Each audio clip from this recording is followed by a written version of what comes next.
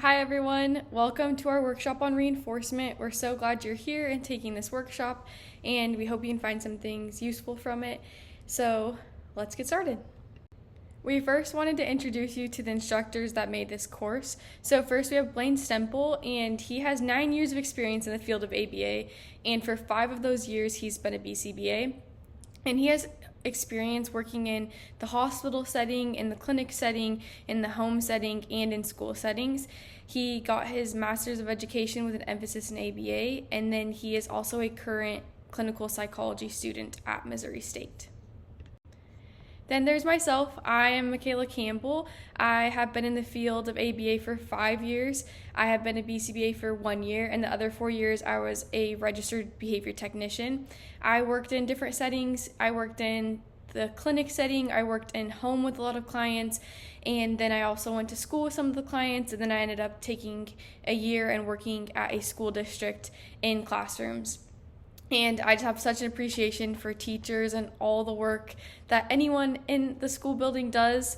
It's so valuable. I got my Master's of Education with an emphasis in ABA, and then I am also a current clinical psychology student at Missouri State University.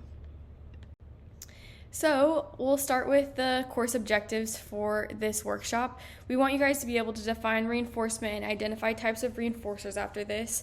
We hope that you'll be able to discriminate between positive and negative reinforcement, identify the parameters of reinforcement, conduct a preference assessment, and then additionally reflect on how and incorporate these principles into your professional practice. So there's a lot of big words, but we'll go through them all and start to piece apart all of these terms. First, take 2 minutes to write what comes to mind when somebody mentions the word behavior. So I think for a lot of us, when we hear the word behavior, behavior is used in the context of when a child or a student is not behaving correctly, quote unquote. So we often think of like, oh, they're screaming, that's a behavior, like a kid's in a behavior. And so we often think like maybe they're screaming, maybe they're hitting, maybe they're running out of the classroom, maybe they're getting out of their seats. Like we think of the word behavior oftentimes in this negative concept, in this negative context. And so what we, in the field of applied behavior analysis, we kind of refer to behavior as something different. So a lot of times we're going to talk about behavior in these workshops, and we want to kind of define that because it's different than how we often use it and how we often hear it used. So behavior is really anything that we can engage in as humans and as organisms. And so we'll kind of talk about the definition in the next slide, but yes, it can look like someone screaming, it can look like someone hitting someone else, it could look like someone running out of the classroom, but it could also look like you're listening to music, you're eating something, you're thinking about something, you're playing with something, you're running and kicking a ball. I'm engaging in behavior just by talking about this workshop. The definition of behavior is we define behavior quite broadly to include anything an individual does when interacting with the physical environment. So let's kind of break this down and talk about it. So we often have a lot of problems with jargon in the field of ABA, and so we kind of have some jargon warnings throughout these workshops just to pop up a little warning and then kind of explain these in better terms because, again, we want to make sure that we're explaining concepts that can be understood by anyone, and oftentimes there's a lot of jargon in the field of ABA. So just a couple tips to working with other professionals, working across different fields. I know there's different terms for teachers, there's different terms for OTs, SLPs, there's different terms that BCBAs use. Always ask for clarification with working with other professionals. I've noticed that there's so many words and so many terms that I could say one thing and an SLP is saying another and a teacher is saying another, but we're all saying the same thing. So always ask for clarification and then always try to be as specific as possible when referring to an individual's behavior. Let's start with a 3-minute activity. We're going to create a list of 15 behaviors. So 5 of these should be behaviors that you yourself engage in. Then 5 of these should be behaviors that a teacher would engage in. And then 5 should be behaviors that a student would engage in. So remember, a behavior can be anything and that an organism does in their physical environment. So take 3 minutes and come up with these 3 lists. All right. let's talk about these list of behaviors that we made. So I hope you had enough time to create your list, and now we'll kind of talk about a list I created. So for someone, the behaviors that they engage in could include maybe drinking your morning coffee, maybe playing with your kid after work and going outside and running around, or playing different games with them, maybe playing a board game, things like that. All of those could be behaviors. Maybe making dinner could be a behavior. You're in the kitchen, you're cooking, you're mixing things, you're putting things in the oven. All of those are behaviors. And lastly, maybe calling your grandma, typing the phone number in or finding their contact, calling them, talking to them. Again, that is another behavior that someone can engage in. For a teacher, they could engage in behaviors like grading a test or grading different assignments. They could engage in the behavior of blowing a whistle for recess, or maybe it's lunchtime. They could engage in the behavior of talking to the class, teaching them concepts, teaching a lesson, and then they could also engage in the behavior of cleaning a whiteboard. For a student, there are several behaviors they can engage in. Maybe they can hang up their backpack. Maybe they hit their friend during centers because they're not sharing. Again, behaviors can include those things that we often deem as not great, but also they can include anything. So maybe behaviors can include things like hitting or screaming or things like that, but then they also include everything else that we do. And so another example could be a student completing a workshop, or maybe dancing with their friend, or outside doing chalk. There's so many examples and an infinite amount of examples of behaviors that we could talk about. That brings us to the question of, why do humans behave the way they do? I think we often ask ourselves this when we're working with other people, trying to understand what drives them, why do they do certain things. Maybe you ask yourself this with your own kids. Maybe you ask this question for your own self of just, why do I do the things that I do? And answering this question can help us better understand each other, better understand ourselves, and then better understand how to make changes. We're doing another activity. This workshop is going to include a lot of activities and a lot of just helping you kind of think about these concepts in your own life and apply them, and then come back and we'll talk about them. Again, just a lot of repetition, because again, there's a lot of concepts and complex terms in these workshops. We want to make sure that we are all on the same page, we all understand these, and we understand them in a way that can be easily applied, not just memorizing terms.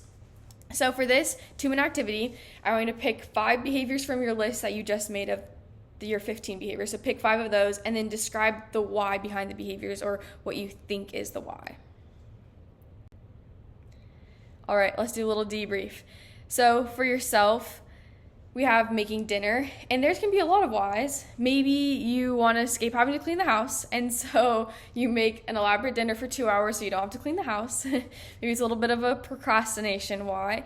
Another reasoning could be you just want to eat a really good dinner. Another reasoning could be you want to connect with a loved one while cooking. So many people cook because they want to connect with others, and so maybe that's your reasoning for making dinner that night. For a teacher, we have the behavior of blowing the whistle. And again, this could be for a lot of different reasons, and these are just a couple. So maybe it's to get the class's attention. Maybe it's to start a dodgeball game. Maybe they're in PE and they're blowing the whistle to start the game. Or maybe it's to make the kids laugh by pretending to be a train. And these reasonings could go on and on and on, but there's always a reasoning behind why we engage in a behavior.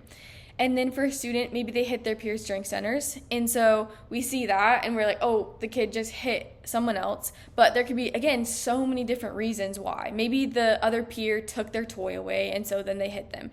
Maybe the peer kind of invaded their space since they were trying to get them out of their space and they hit them. Or maybe they're playing superheroes and they're just pretending to fight and play, and that's why they hit each other. So there can be so many different reasonings to why yourself, someone else, or a student is engaging in a behavior. That brings us to human behavior. Humans are complex, and human behavior is complex. And if we think of these things as a behavioral stream, that kind of helps us picture what human behavior is. It's this ongoing interaction between a person and their environment. So you're constantly in your environment, you're constantly behaving, and the two of those things, you and your environment, are constantly interacting to create this constant flow of behavior. let's take 5 minutes to reflect on what your behavioral stream looks like getting ready for the day. So like I mentioned, we're constantly engaging in behavior throughout the day, constantly engaging with our environment. So I want you to focus on the interactions between you and your environment in the context of like you just woke up and you're getting ready for the day. So make sure to include 3 events that occurred in your behavioral stream, and then make sure to reflect on what happened, what you did, what your behavior was, why you did what you did, and then the outcome. Here are the examples I came up with. So this morning my alarm went off and it woke me up, and so I decided to hit snooze and go back to sleep. So that was about the behavior I engaged in, and then I wasn't able to prep breakfast before leaving school because I slept in. So that was the outcome.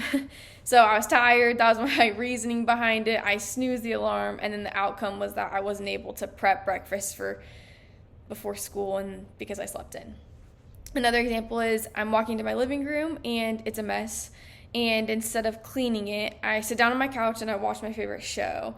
And then later that day, I can't find my phone charger because the living room is so messy. So we have the living room being messy, then I engage in the behavior of instead of cleaning, I sit on the couch and watch my favorite show. And then the outcome is that I can't find my phone charger later.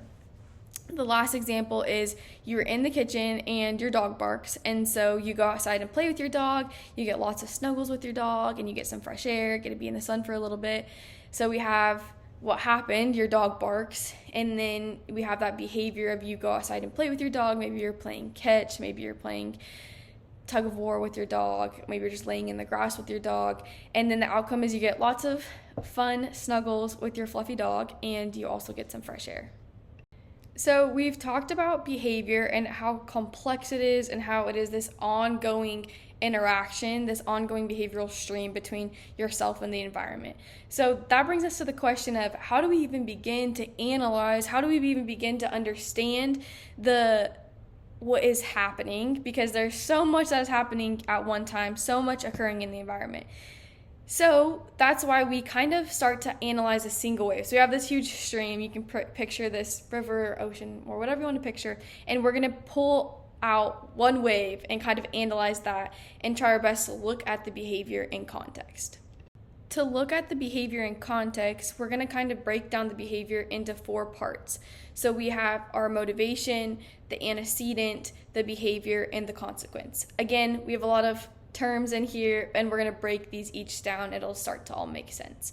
So again, we're going to break down this behavior, this part of the stream, this single wave, into 4 different parts to start to really understand it, while still keeping in mind that every single wave is still a part of a bigger behavioral stream that is so complex.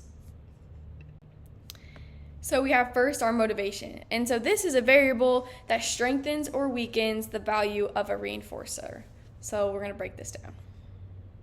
Let's review some examples to try and understand what motivation is. So for this first example, we have 2 different scenarios. The first scenario is that you slept 8 hours last night and got the best sleep of your life. And so this, because you're not as tired, you don't need that boost of energy, and so that's going to decrease the value of coffee. And so then when you drive past the coffee shop, you're going to be less likely to stop there because, again, you got that sleep, you're feeling great, you don't really need that boost of energy because you're already feeling energized. And so this is called an abolishing operation because it decreases that value of the reinforcer, which would be coffee.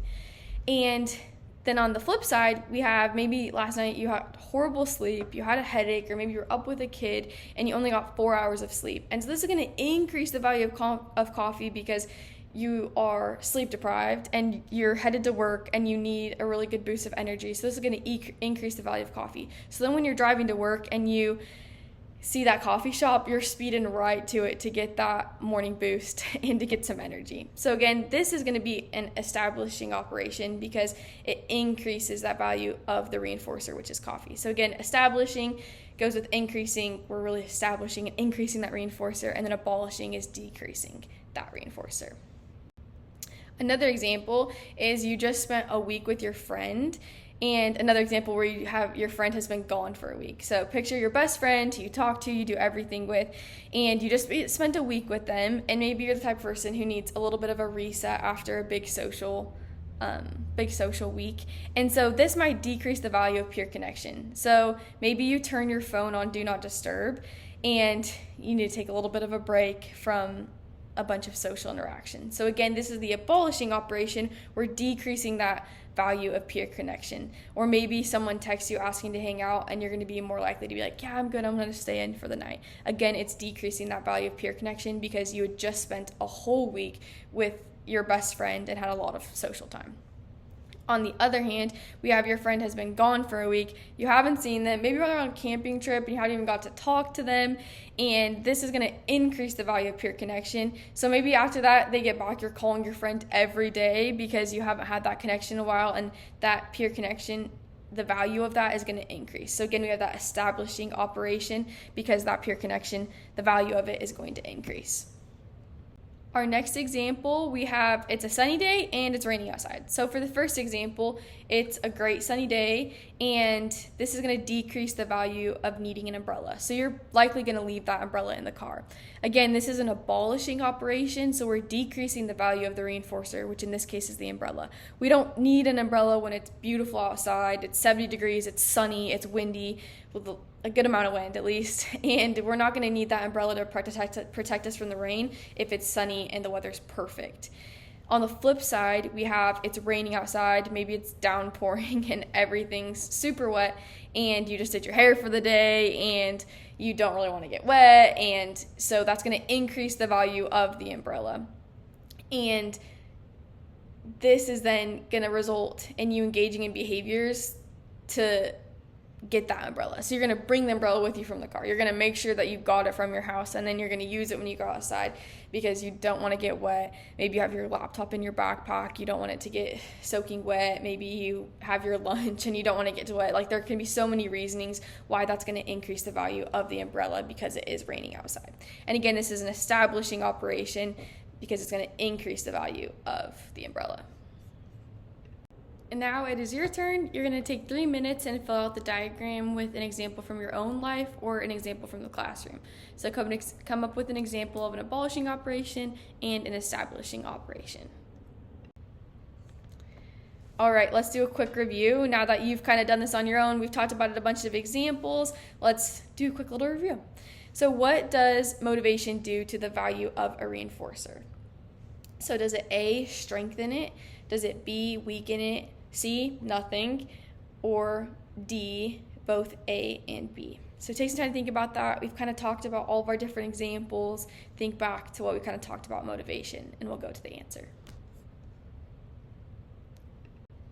All right, the answer is both A and B. So like we talked about, motivation can either strengthen or weaken the value of the reinforcer. So like we talked about, whether it's sunny or rainy, that's going to either strengthen the value of the umbrella or weaken it.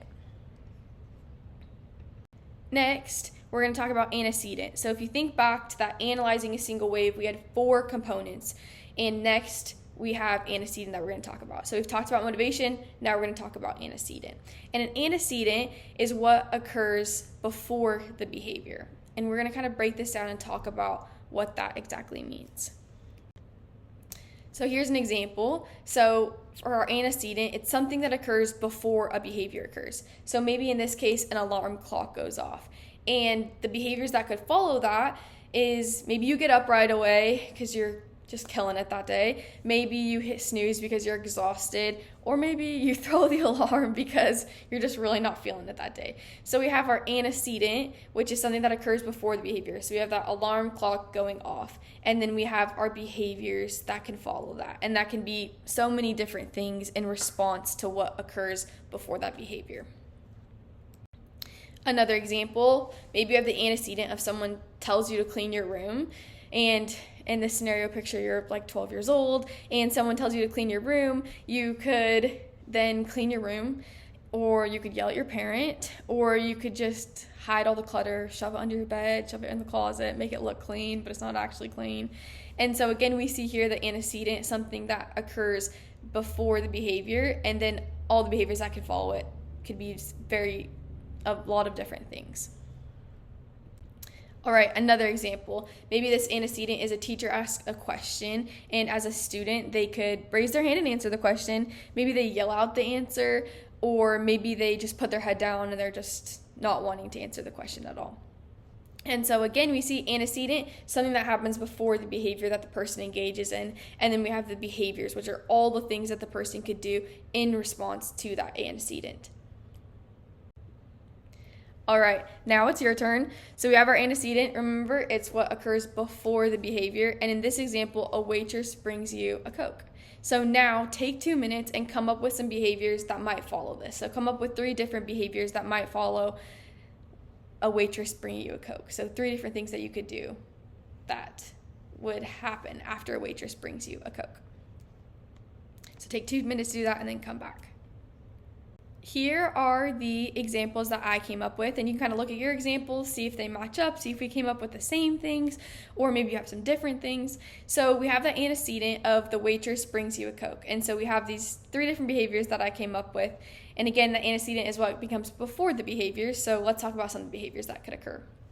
So maybe the waitress brings you a Coke, and you are a Pepsi person, which I personally don't understand because I'm definitely a Coke person, but maybe in this scenario, you're a Pepsi person. So the waitress brings you a Coke and you engage in the behavior of you say, actually, I wanted a Pepsi, can you take this back and bring me a Pepsi? And then they bring you a Pepsi.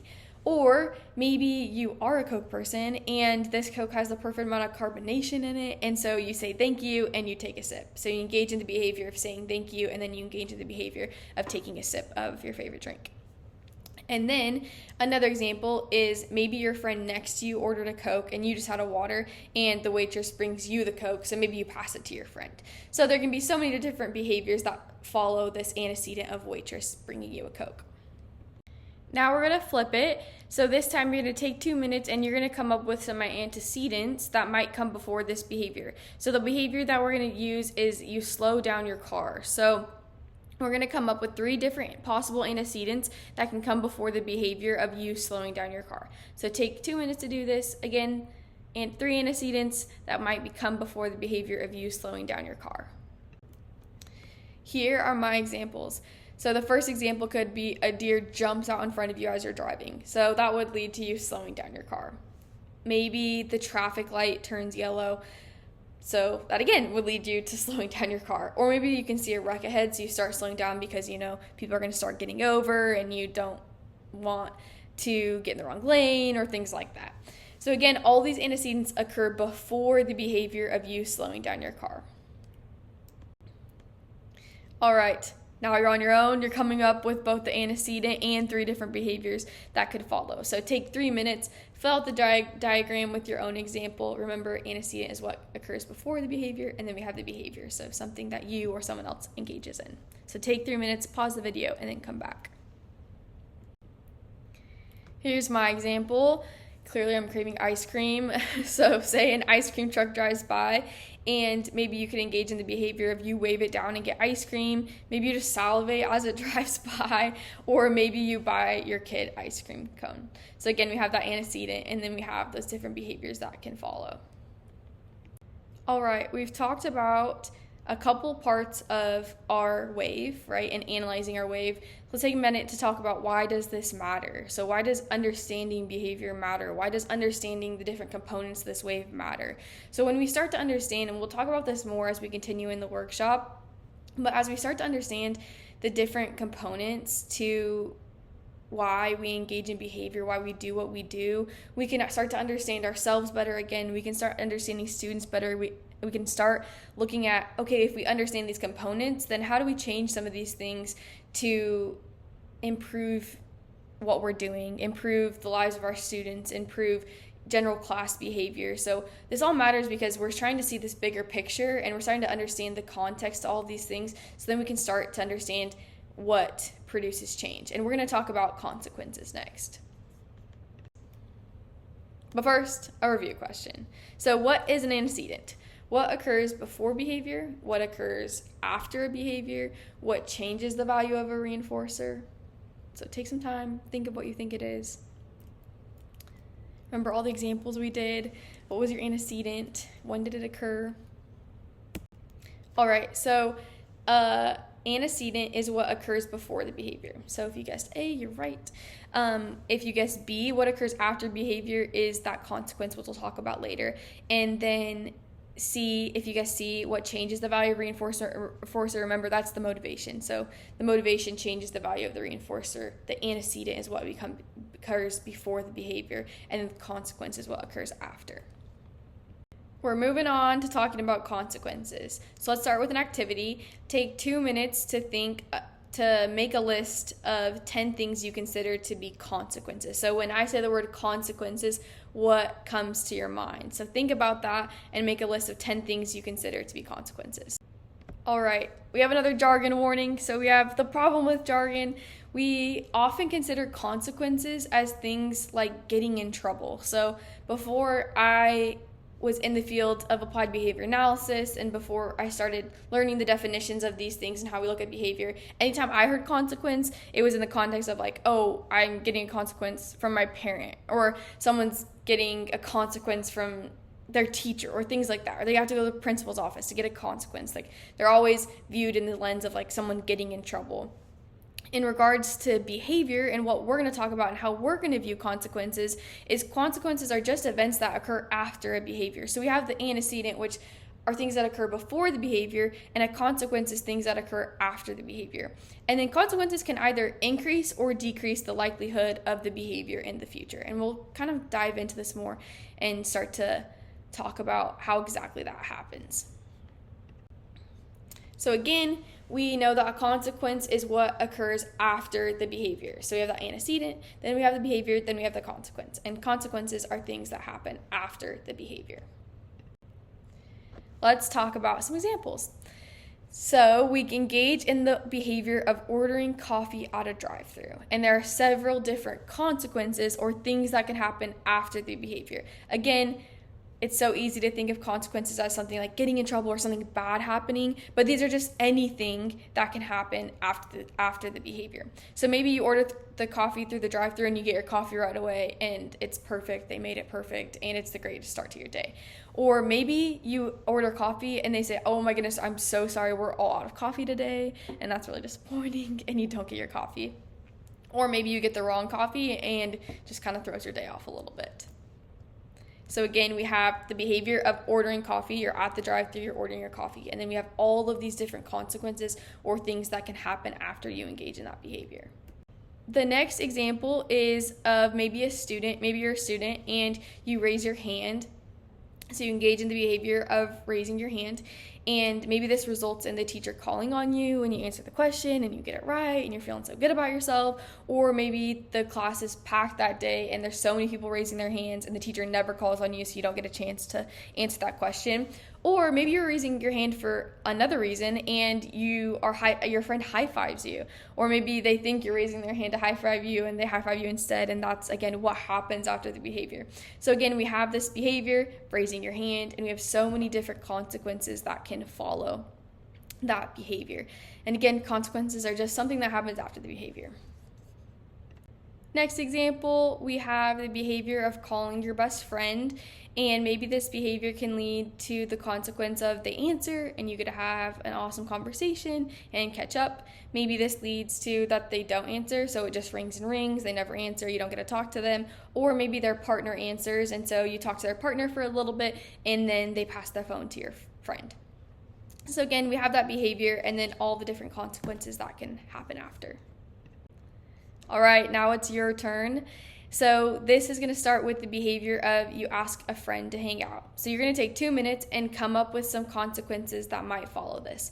So again, you have your behavior of you're asking a friend to hang out. Now come up with 3 different consequences that might follow this.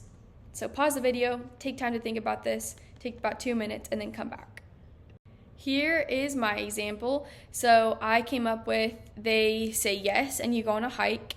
Maybe they say no, or maybe they ask to reschedule. So again, we just have this behavior, but there's going to be so many different consequences or events that come after the behavior.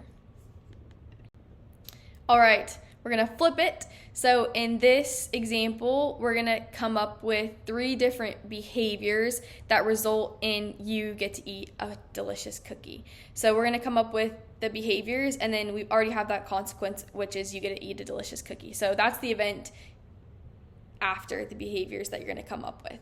So take 2 minutes and come up with some behaviors that might lead to this, and then come back. Here are the examples that I came up with.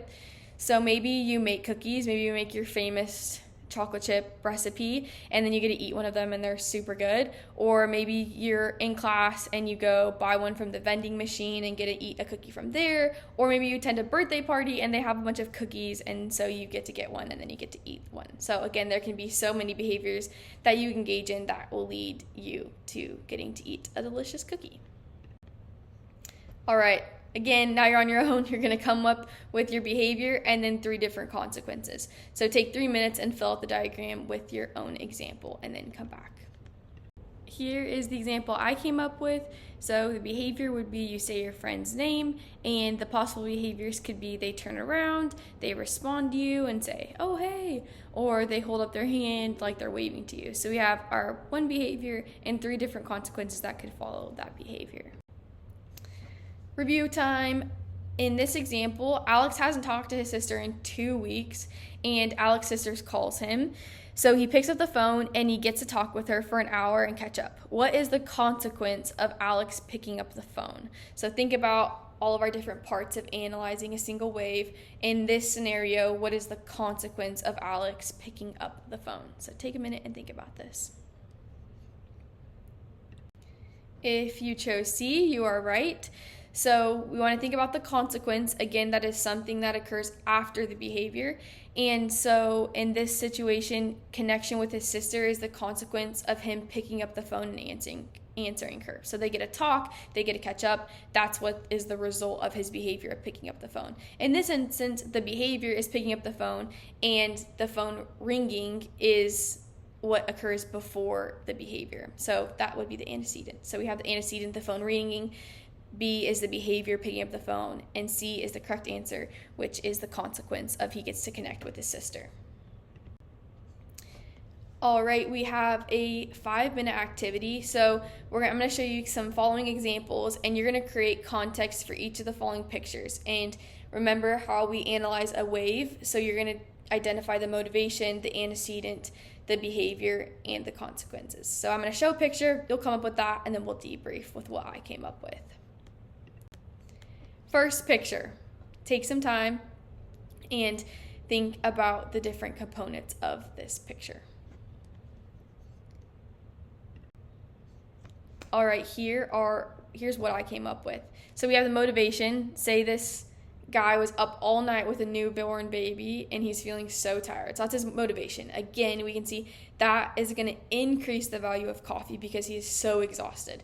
So then we have the antecedent. He sees the coffee shop on the way to work, and so he's driving like, "Oh my goodness, that's my favorite coffee shop." So then we have the behavior. He's going to go into the coffee shop and order coffee. And then we have the consequence of he gets a yummy coffee and a boost of energy to start the work day. Next example. Here's our next example. We've got this playground scene. If you need to pause the video and take some time to write that, you can, and come back to it, and I'll go over what I came up with.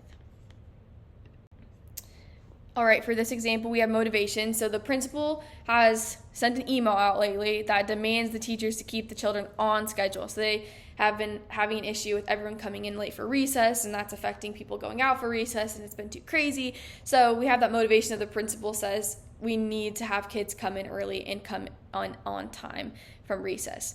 And so the antecedent is the school bell rings, and the behavior is the teacher blows the whistle because he really wants students to come up and line up and get inside on time. And so then we have the consequence of the students line up immediately and the teacher stays on schedule. And so again, that motivation aspect is the principal demands that the teacher keeps the children on schedule. So this is going to increase of the reinforcer of getting those kids inside and staying on schedule. And so that's why he's going to engage in that behavior of blowing the whistle and making sure everyone gets inside. Next scenario, we've got this classroom scene. Again, come up with each component of what is occurring in this example. Feel free to pause the video and come back, and I'll talk about what I came up with. Here's what I came up with.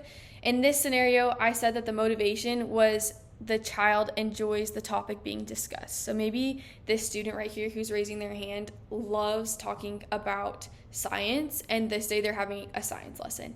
And so the antecedent is the teacher asked the question. So because of this motivation, the student is so motivated by this topic that it's going to increase the value of them being called on, then getting to answer the question.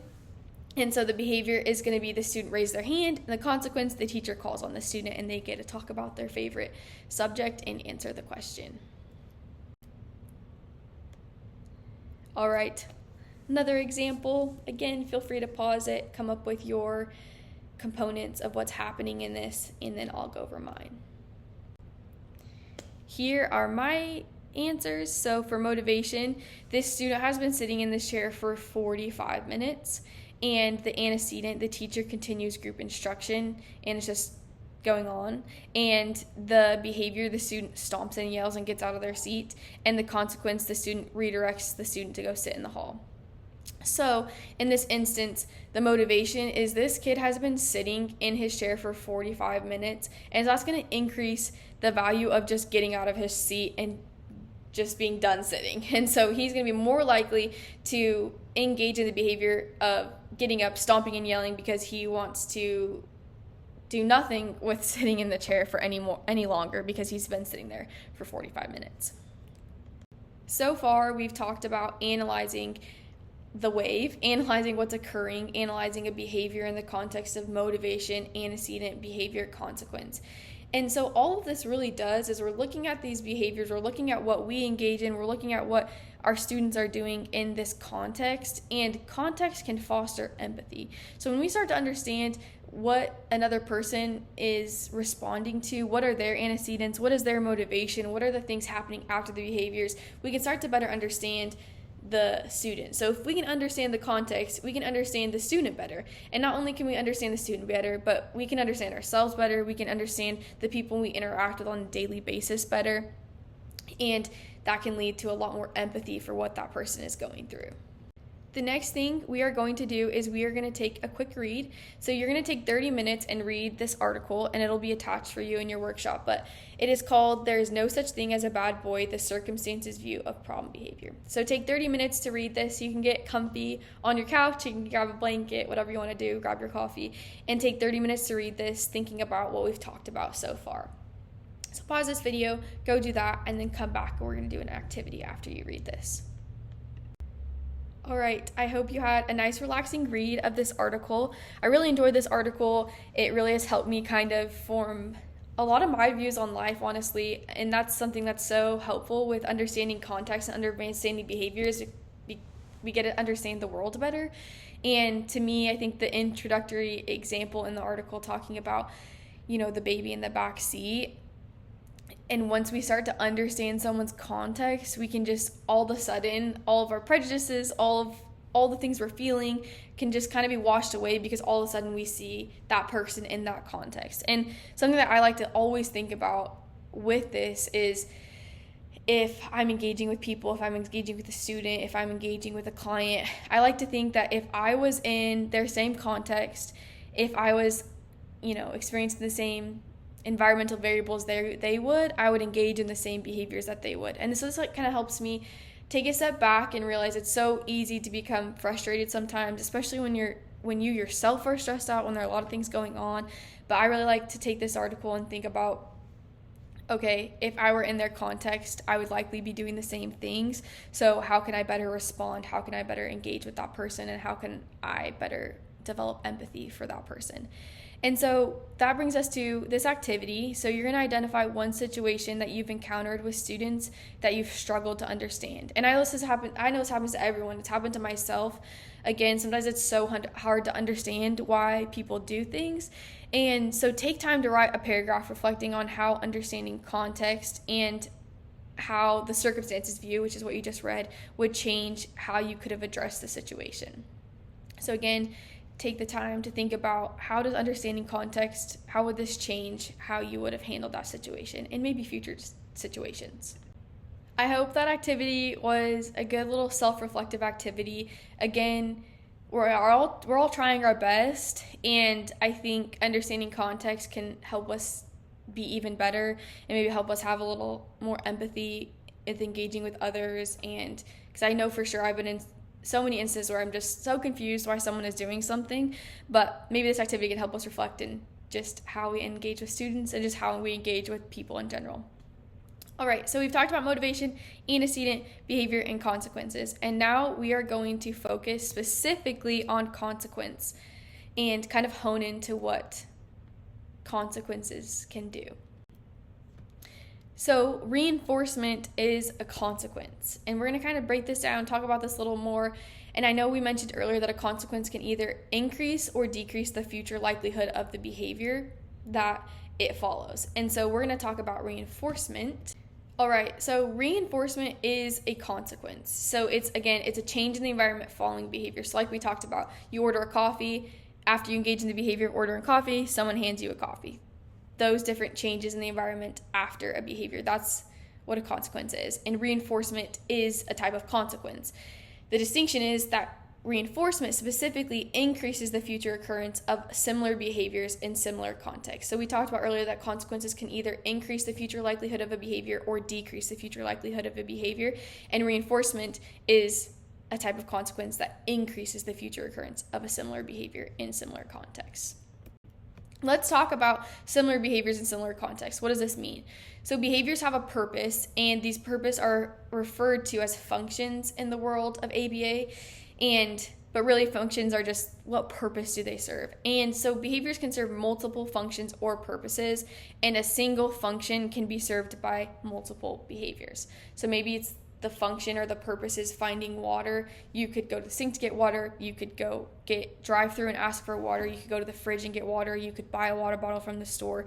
There can be multiple behaviors that serve that function or purpose. And then also behaviors can serve multiple functions. And we'll talk more about these examples.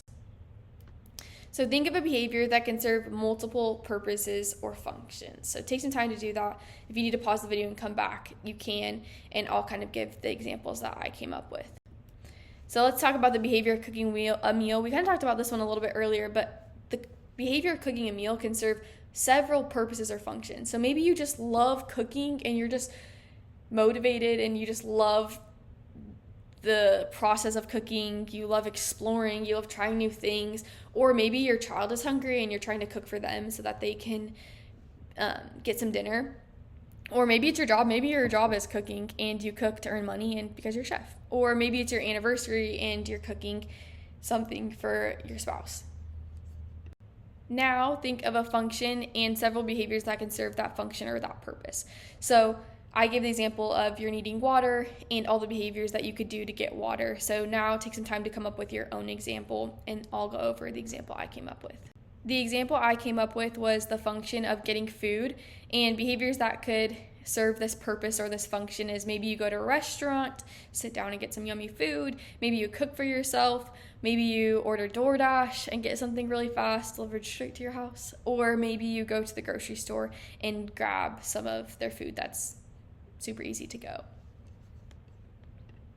We've talked about how reinforcement increases similar behaviors in similar contexts. So let's talk about this example. So in this example, we have our motivation. We have this lovely beach scenery, and our motivation is we've been at the beach all day and it's really hot. The antecedent is a drink cart passes by, and so then the behavior is you buy a drink from the drink cart, and then the consequence is you're feeling refreshed, you get that drink, you're feeling good, and you can stay at the beach longer because you're not as thirsty now. And so then in the future, in a similar context, say we're at a water park now, so we're in the similar context, we're at a water park all day long, a drink cart again passes by. This then, because of the past experience where our behavior was reinforced, we're going to be more likely to, again, buy that drink. We know that when the drink cart passes, we can buy a drink, and that will lead to us feeling refreshed, getting that water, getting our favorite drink, and feeling better for the rest of the day. In this example, feeling refreshed is going to be our reinforcer. Quick review time. What does reinforcement do to a behavior? A, increases the future occurrence. B, decreases the future occurrence. C, increases the current occurrence, or D, decreases the current occurrence. So take some time to think about this, the examples we talked about, and the definition for reinforcement. The answer is A, increases the future occurrence. So reinforcement, again, increases the future occurrence of behavior. So consequences, they affect the future occurrence. So like we talked about, a consequence can either increase or decrease the future occurrence of that behavior. So C and D, automatically, we know that's not the right answer because those mention the current occurrence, and consequences affect the future occurrence. And then B decreases the future occurrence. We're not going to really talk about it in this workshop, but that would technically be punishment. So punishment is decreasing the future occurrence. And then we have A, which is increases the future occurrence of the behavior, and that is reinforcement. Next, we will talk about categorizing reinforcers. So we can categorize reinforcers by types of reinforcers, social versus automatic, or unlearned versus unlearned, and we'll dive into each of these. Types of reinforcers. So there are 5 types of reinforcers. We have tangible, edible, sensory, activity, and social. And we have some examples in all of these. So tangible could be a toy car, slime, clothes, candles. Again, I like to think of tangibles as things we can touch, objects, things like that. Then edible reinforcers are things we can eat or consume. So candy, coffee, ice cream, steak, all of the greatest foods and things like that. And then we have sensory. So maybe this is like a massage, maybe a kid really likes tickles, maybe they really like big hugs or squeezes, or just like listening to music, getting that sensory experience of listening to music on your headphones. Then we have activity reinforcers, so things like dancing, reading, cooking, playing tag, those activities that we engage in that are reinforcing to us. And then we have social reinforcers. So maybe that's texting to connect with someone, social media to connect with someone, playing sports to connect with others, going to a party to connect with others. And we'll talk about this a little bit later, but with all these examples, remember that reinforcers are individual. So these are just examples. These are general examples. These might not be reinforcers to everybody. Now we have social versus automatic. So social reinforcers are things that you need another person for, like maybe giving someone a gift or things like that, like receiving a gift from someone, talking on the phone with someone. Those reinforcers are things that you need another person for. And then automatic are you don't need others. So maybe like reading a book, listening to music, those are things you can do by yourself. Let's take some time and come up with some more examples of social versus automatic reinforcer. So again, social, you need someone else for this reinforcer. Automatic are things you can do on your own. So take 2 minutes to create a list of 5 social and automatic reinforcers for yourself. So think about yourself. What are reinforcers for yourself that are social reinforcers, and what are reinforcers for yourself that are automatic reinforcers? So pause the video, take 2 minutes to do this, and come back and I'll talk about what I came up with. These are the examples that I came up with. So for social, I came up with bowling. You need people to go bowling with, going to dinner with someone. You need the waiters and waitresses and chefs for this experience. Going to a baseball game, you're watching other people, calling a friend, you need that other person to have that interaction with, or having a game night with a bunch of friends. So all these social reinforcers require other people. For automatic, I came up with hiking. You can go on a hike by yourself, you could read a book by yourself, you could listen to music on your own, watch TV, or maybe go play golf on your own. So these are all examples of social reinforcers, and then the automatic reinforcers. Next, we have unlearned versus learned. So unlearned reinforcers require no learning history at all, and learned reinforcers require a learning history. So an example of an unlearned reinforcer could be food. So from birth, we know that food is reinforcing. Learned reinforcer could be money. So as we grow older, we learn that money can be a reinforcer. Reinforcement is individual, and I kind of mentioned this when we talked about types of reinforcers, but this is just another reminder to really emphasize this, because it's so important that if a reinforcer for someone is a high five, that does not mean it's going to be a high five for another person. So I think we know so many kids that maybe one kid is reinforced by a high five and just like, oh my goodness, great job, like they love that. Maybe the other kid couldn't really care about that, and they'd rather have like extra centers time or slime or a sticker or something like that. So we have to always remember that reinforcement is very individual, and it's going to vary from person to person, from student to student. That brings us to our 3-minute activity. So you'll create 2 lists of reinforcers with 10 reinforcers in each list. For one of these lists, it should be for yourself in your own life, and for the other list, it should be for someone else that you know. And so then you're going to compare those two lists and kind of reflect on how they're different and how they really depend on the unique preferences of each individual. So take 3 minutes to do this and then come back. Hopefully after that last activity, you were able to see how individualized and how unique reinforcers are from person to person. Next, we're going to talk about reinforcement, and there are two ways that behavior can increase with reinforcement. So this can be positive reinforcement or it can be negative reinforcement. Positive reinforcement is a response is followed by a presentation of a stimulus, or positive, think of adding more. So you're going to add that stimulus to the environment that increases the future occurrence of a similar behavior. So again, a response that is followed by the presentation of a stimulus that increases the future occurrence of a similar behavior. So we know reinforcement, that's what that last part is, increases the future occurrence of a similar behavior. The positive part is that presentation of a stimulus. Examples is a behavior, you're going to hold your cup under a tap and turn the lever and water flows into the cup. So that stimulus presentation is that water coming into the environment, into your cup, that added stimulus. So for another example, you ask a waitress for a Coke and she brings you a Coke. Again, you engage in that behavior. The consequence is the waitress brings you a Coke. So that added Coke, that added stimulus to your environment. Another example is to push a button on a vending machine and candy falls down. So again, you're engaging in behavior and a stimulus or something is added to your environment that is going to increase that behavior in the future. Negative reinforcement, on the other hand, is a response produces termination, reduction, postponement, or avoidance of a stimulus. So whereas positive reinforcement, where it's that presentation of a stimulus, negative reinforcement is the termination, reduction, postponement, or avoidance of that stimulus. So let's talk about a few examples. We have the behavior of hitting a snooze button. When you hit that snooze button, nothing is added to your environment, but that annoying alarm sound stops. So that's going to still increase your behavior of hitting that snooze button, because you know every time you do that, that annoying alarm sound is going to stop and you can sleep. Another example is consoling a baby. Again, when you're consoling a baby, nothing's really added to the environment, but the baby stops crying. So we have that cessation of that stimulus that's going to increase the behavior in the future, because you know that when I console a baby, that baby's going to stop crying. So you're going to be more likely to do that in the future so that your baby can stop crying. Another example is itching a bug bite. And for this, itching reduces temporarily. So we postpone that feeling, right? So if you get a mosquito bite, you're going to itch it. And for a while, it's going to go away. That itching feeling is going to go away. And so again, we engage in that behavior to postpone that, and we're going to be more likely to do it in the future because it works, right? Even for a little bit, that itching sensation is going to go away, and that's going to increase the likelihood that we're going to do the same thing in the future. And so again, we're not adding anything, but something's being postponed or terminated.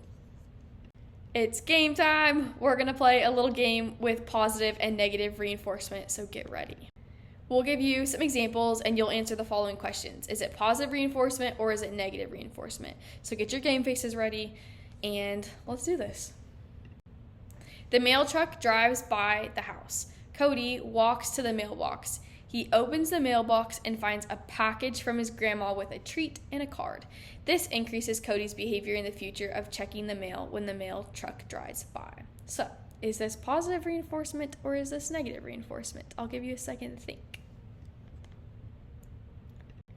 This is positive reinforcement. So Cody engages in the behavior of going to the mailbox and stimulus is added to his environment. So he gets that card and he gets that treat from his grandma, and that is what is going to increase his behavior in the future. So this is an example of positive reinforcement. All right, next question. Mandy hears her baby crying at night in the other room. She walks in and picks up her baby and rocks him. The baby stops crying. This increases Mandy's behavior of rocking her baby in the future when her baby is upset. So is this example an example of positive reinforcement or an example of negative reinforcement? Give you a second to think about this. This is an example of negative reinforcement. So Mandy's engaging in that behavior of consoling her baby, and that's resulting in the termination or the postponement of her baby crying, and that's going to result in her engaging in that consoling behavior more frequently in the future because she knows if she goes in and she consoles her baby, the baby will likely stop crying.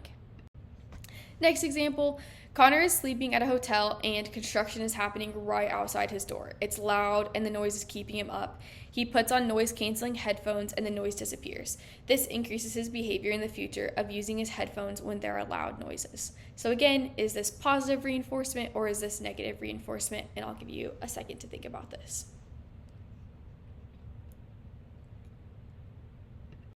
All right, this is negative reinforcement. Again, that stimulus is stopping. So that sound, he's putting on those headphones and now he can't hear that sound anymore. So nothing is added to the environment, but that sound is being terminated, removed, postponed, at least while he has those headphones on. So this is going to be an example of negative reinforcement. Another example, a student hits their peer every time they have a toy that he wants. Every time he hits them, they give him the toy that he wanted back. This increases his behavior of hitting in the future when someone has a toy he wants. So is this positive reinforcement or is this negative reinforcement? This is going to be positive reinforcement. So he engages the behavior of hitting and he gets that toy back. So that stimulus is added back to his environment. So it's going to be positive reinforcement. That brings us to considerations for application of reinforcement. So there's a couple things we want to do when considering using reinforcement. So we want to identify a student's reinforcers, we want to identify target behaviors, and we want to identify the parameters of reinforcement. So reinforcement, we know, increases the likelihood of behavior. There are so many behaviors that we want to increase, and so we can use these considerations to start to alter these contexts, change these contexts to help our students improve. Identifying a student's reinforcers. So we can use preference assessments to identify students' potential reinforcers. Again, we talked about how reinforcers are so individualized. Preference assessments are what can help us identify these individualized reinforcers. A preference assessment are various procedures used to identify potential reinforcers for an individual. Again, emphasis on potential because preference assessments just identify these preferences that might be useful as reinforcers, but there is a difference between preference and reinforcement that we'll talk about later.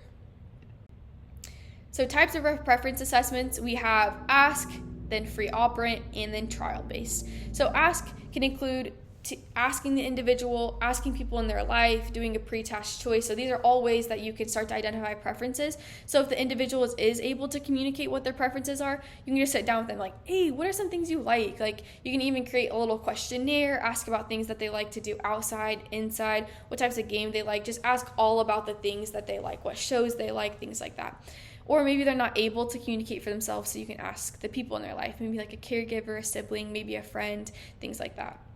Or you can offer a pre-task choice to identify preferences. So maybe, hey, we're going to do this math assignment. What would you like to work for? And kind of identify those preferences that way. Then we have free operant. So we have contrived and naturalistic, and we'll talk more about those. And then we have trial-based, which includes single stimuli, paired stimuli, and multiple stimuli. And we'll go into all of these.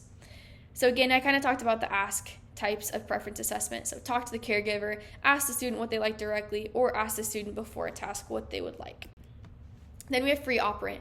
So we're going to set out a bunch of different toys and activities and notice what the child plays with the most. So this can be easily done in your classroom. Maybe you have a centers area. You can put out a bunch of toys, set out a bunch of things, grab some things from the cabinet, kind of set them all out. And then you're going to observe the child in their natural environment. So just sit back, let them engage in whatever they want to engage with and notice what the child plays with most. So you can keep your little timer, like, okay, maybe they're engaging with the car and they engaged with that for 2 minutes, then they went over to the sensory bin, they did that for 5 minutes, then they went over and touched the block for like 2 seconds, and you can kind of start to see what they're gravitating towards and what they prefer.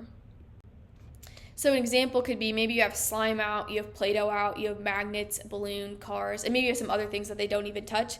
But let's pretend you're sitting back and watching them engage in their environment, and these are what they engage with. So maybe for cars, they like play with the car for 10 seconds. And then the balloon they play with for a minute, magnets they play with for 2 minutes, Play-Doh 5 minutes, slime 15 minutes. So we can start to infer that slime is going to be the most preferred and that it might be a potential reinforcer for behaviors. For child-based preference assessments, we have 3 types. So we have single stimuli, paired stimuli, and multiple stimuli. For single stimuli, we're going to present one item at a time and record how long the child engages with that item. So instead of just in the free operant, we're sitting back, we're watching what they engage with. we're instead going to bring the stimuli and present one item at a time. So maybe we present the balloon, record how long they engage it with that, then maybe we do the car, then the slime, then some blocks, and record how long they engage with each item to kind of start to identify preferences. Then for paired stimuli, we're going to offer 2 items at a time and give the child a choice, and we're going to record which item they choose. So maybe we do the balloon. Okay, which one do you want, the balloon or the slime? Then maybe it's the slime and the car. Maybe it's the car and the balloon. And with this, the more stimuli that you have, the longer it's going to take, because you have to pair each with one another. And so that's just something to consider depending on your learner and how long that they can sustain attention for and things like that. Then we have multiple stimuli. So in this, instead of 2, we're going to offer an array, and then again record which item the child chooses and how long they engage with it. The 10-minute activity for this section is going to be conducting a preference assessment with a loved one, a child, a friend, or a student, and record your findings. So you can choose one of the preference assessments we talked about, find your stimuli if you're going to do a trial-based, or maybe set up your environment for a free operant, and then record your findings. Preferences are not necessarily reinforcers. I mentioned this earlier, and we're going to dive into this and kind of why that is. For this, we're going to start with an example. So what if I asked you, do you want $5? I'm assuming you probably say yes. Go grab a drink or something. So then I say, to get $5, walk out of your front door. And so maybe you do that. You walk out of your front door really fast and you get $5. Then I say, to get $5, you now need to run across town.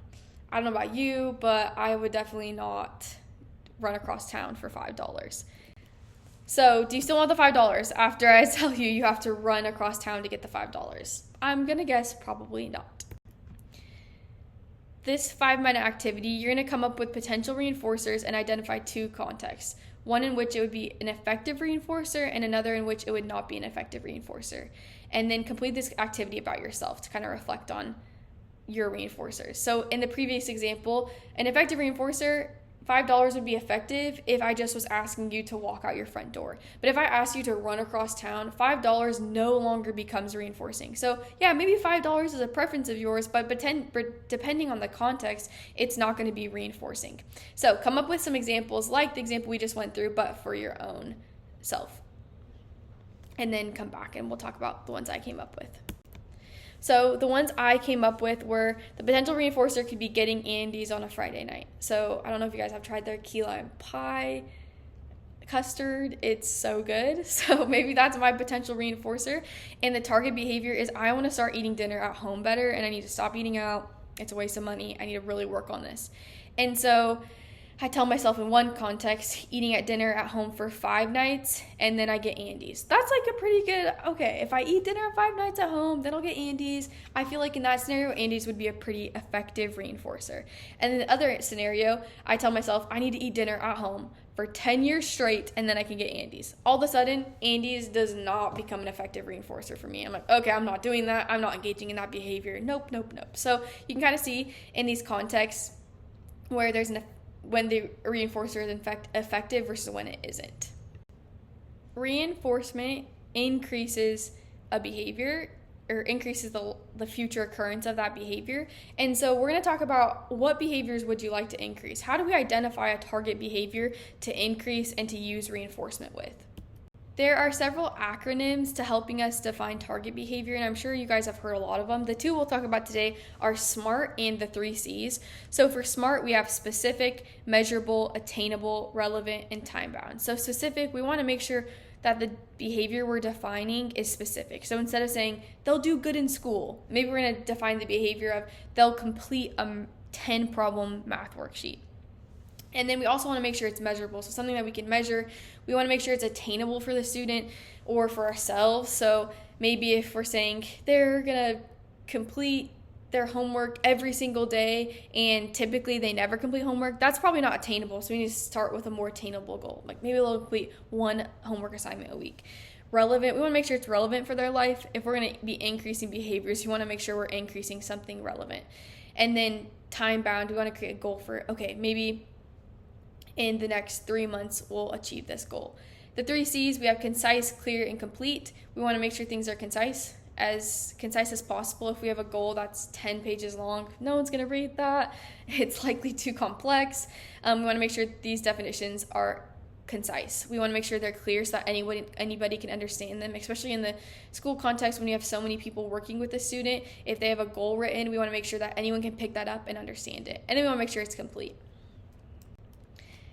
This brings us to our 2-minute activity. So create a list of 5 behaviors that you would like to increase for yourself, and then another list of 5 behaviors that you would like to increase for your students. So take 2 minutes to do that and then come back and we'll talk about the next thing. So here are some examples that I came up with. So I have a goal of eating healthy, and using the 3 C's, I can define that as consuming 1 serving of vegetables per day.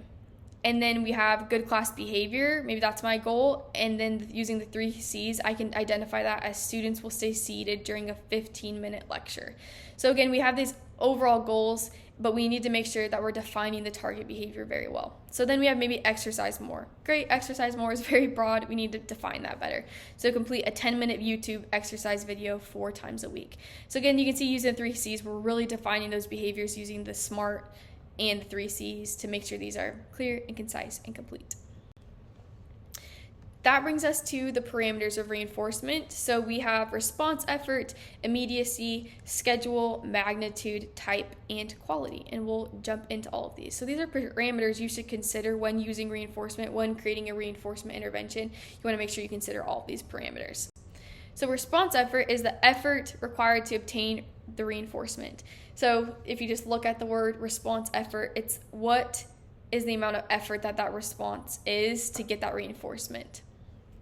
So for example, maybe we have 2 examples. So we have doing 1 worksheet to earn slime time. So that response effort is manageable to earn that slime. And then, or reading 10 books to earn slime time. So maybe for a kid, that is way too much response effort. And again, like we talked about with the Andes, at that point, it's not even reinforcement. It's not even reinforcing. They're not going to read those 10 books because that's not worth it to them.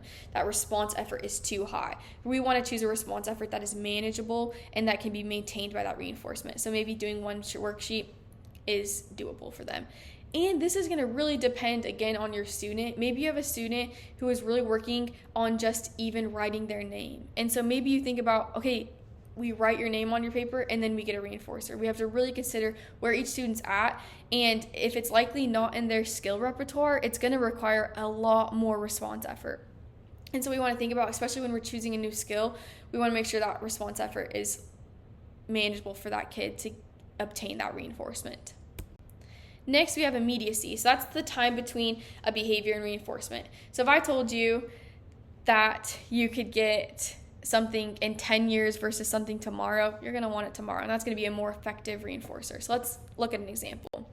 So maybe we have getting slime time 30 seconds after completing a worksheet, or getting slime time 3 hours after completing a worksheet. So we want to make sure that reinforcer is as immediate as possible. For a lot of kiddos, I think you can think about if you tell them, okay, yeah, do this worksheet, and then, a week later you can get this, I would assume they're probably not going to do the worksheet. So we want to think about the immediacy of the reinforcement. Next, we have schedule, so the number of responses or time required to obtain reinforcement, and that's going to determine, again, the effectiveness of the reinforcement. So maybe we have getting slime time after completing 1 worksheet versus getting slime time after completing 10 worksheets. Again, we want to understand and consider the schedule of reinforcement. So again, with those newer behaviors, we want that schedule to be really on a 1-to-1 schedule. So do engage in the behavior, get a reinforcement, and then we can increase it. But again, the more we increase it, we have to consider that response effort, and we want to make sure these behaviors are maintaining. So again, this is all something that you have to really understand the student, really understand what is best for them, and make sure that this reinforcement is individualized considering all these parameters. Magnitude is the amount or duration of the reinforcer. So for this example, getting slime time for 10 whole minutes versus getting slime time after for only 30 seconds. Again, we want to really think about this. Slime time for a long time is going to be more reinforcing than slime time for 30 seconds. By the time they're even playing with it, they have to give it back, and that's just not going to be reinforcing to them. So again, we want to think about that magnitude of the reinforcer. And then we have type, and we have kind of talked about this. We have positive versus negative, learned versus unlearned, social versus automatic. And we want to definitely consider these when we're thinking about our reinforcement plan. So we have the type, which is getting slime after completing worksheet. So that's going to be positive reinforcement, or getting a no homework pass for completing a worksheet. So that's going to be negative reinforcement because we're removing that homework. And so we can kind of think about, again, what's best for the students. Again, it's going to be very individualized, and we want to really consider that all. Then we have quality, so the individual subjective value of the reinforcer. Like I talked about earlier, a high five to one kid is not going to be reinforcing to another kid. So maybe for one kid, they love high fives, they love attention from the teacher, but for another kid, that's not reinforcing. And we have to always remember that even a sticker, I know it's easy to say like, oh, every kid loves stickers. Actually, not every kid loves stickers, and not every kid is willing to engage in a behavior to get stickers. So we really want to think about that, like, what is meaningful to this student, and how can I use that quality to them? Like, what's a quality reinforcer to them? For example, maybe a quality reinforcer for one student is slime time with 10 different types of space slime. So they love space. They get all these different types of slime. It's super fun. It's super engaging, versus slime time with like one tiny container of old hard slime. So again, that's going to definitely affect the effectiveness of that reinforcer. That brings us to a 5-minute activity. We're going to think of 3 different reinforcement strategies that you already are using in the classroom. You likely are already using a reinforcement strategy in your classroom. So I want you to take the time to think of those 3 different reinforcement strategies. Maybe you have something for like the kids lining up. Maybe you have something for them paying attention during a lecture, different things like that, cleaning up the classroom. Think of those reinforcement strategies that you have, and take time to modify those systems using the parameters that we talked about to make these reinforcers more effective. So think about your 3 strategies that you're using. Think about all the parameters we've talked about and how you can make these reinforcement strategies even more effective using the parameters. Like I said, using reinforcement in your classroom, you're likely already using it. In an example activity before, you took your reinforcement strategies and are trying to improve them with the parameters that we talked about. Common classroom reinforcement strategies that we see a lot can be token boards, first then boards with like the visuals, behavior charts, or group rewards like a marble jar or a class store. Now we'll talk about some common issues in the classroom and how to troubleshoot those. So we'll start with an example of a common issue and then talk about some of the ways that we can troubleshoot that issue. So here's the first example. I did a preference assessment and my student loves slime. She's been earning slime every day for lining up on time. We've been doing this for 3 months and it's been going super well, but now she isn't lining up on time anymore. What do I do? Solutions for this. So try varying reinforcers. So preferences are preferences, but they also vary, and so maybe you have the top 3 preferences that you identified. Try varying those reinforcers so it's not slime every time, but it's like, okay, maybe slime this time. Maybe you get a balloon. We know that's reinforcing, other things like that. So try varying those. Another thing is preferences change. I know if you talk to a little toddler, from one week it'll be Paw Patrol, the next week it's Spider-Man. So just remember that preferences change. So maybe try another preference assessment, and maybe that's a problem. Maybe slime isn't a preference anymore and something else is. And then also consider changing the reinforcement schedule. So again, maybe that reinforcement schedule is too big. Maybe it needs to be more dense. Maybe they need reinforcement more frequently. And so just really consider that. And maybe that's what's happening in this situation. Another example is, my class earns marbles every day for target behaviors like raising their hand and following directions. They were really excited about earning a class party once they got all 100 marbles, but now they don't seem to care. What do I do? Again, I think this occurs so many often where we have this awesome group reward system. They seem excited and now they're not excited. Now they're not, engaging in the behaviors that we were targeting. What do we do? So remember your schedule of reinforcement. Perhaps this schedule is too demanding. So earning 100 marbles, maybe that is too much for the class, that all of a sudden that reinforcer, whatever they were earning, is not worth it anymore because that schedule, that response effort is too demanding. And then consider increasing the schedule of the reinforcement or adding smaller reinforcers for the class along the way.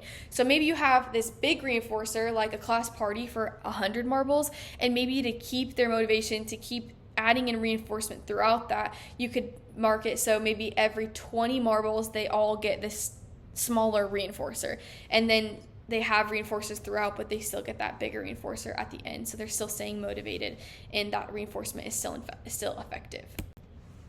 Another example, I told my student that if he stayed in his seat, he could get a sticker. What kid doesn't like stickers? He still won't sit in his seat though, and I don't know what to do.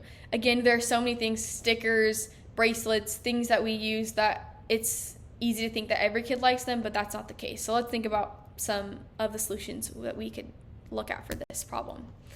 Don't forget to conduct a preference assessment. Again, all kids prefer different things, so maybe the rest of your class loves stickers, but this could be different for that student. So try to conduct a quick little preference assessment to see what their potential reinforcers are. And then also, again, consider the response effort to earn the reinforcer. Sitting in a chair can be so difficult for students sometimes. So if you say sit in the chair for 30 minutes and I'm going to give you one sticker, that is just not worth it to them. And again, every student is at different learning phases. So maybe for one student, sitting in the chair for 30 minutes is easy, but for another, sitting in the chair for 30 seconds is really hard. And so think about where each student's at, think about the preferences. Don't forget to conduct a preference assessment. Remember to kind of consider all of those things when things in your reinforcement interventions don't seem to be going well. The final project for this workshop is you will have the final project. It's going to walk you through steps to using reinforcement. So it'll kind of walk you through a preference assessment, identifying, the potential reinforcers, the considerations, troubleshooting. And so you're going to take time to do that for your final project. Again, thank you for coming to this workshop. From all of us at Project Access, thank you for your hard work. We know your work often goes unnoticed, and we know working in schools and working with kids can be so very exhausting and very hard. But we are incredibly thankful for amazing professionals like you who are changing student lives, and we hope that some of this information in this workshop can help you and in turn help the students that you work with. For more information on Project Access, you can scan this QR code. And here are the resources that we use for this workshop. Again, thank you. Have an amazing day.